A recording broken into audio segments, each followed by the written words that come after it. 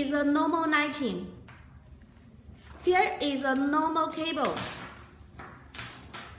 There have 4 terminals for better connection. Here is our receiver. The receiver have 4 cables too. On the receiver, we have marked how to connect it to 419, another to 4 cable. When connection, it is very easy. Just push the terminal, then insert the cable.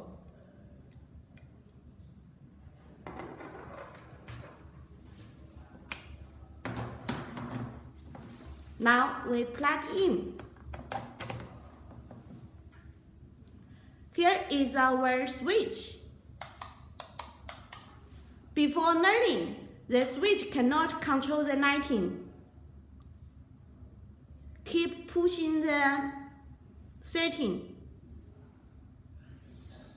The LED will shading. When it is shading, push the switch. Now the switch learn how to control the 19 now. Thank you.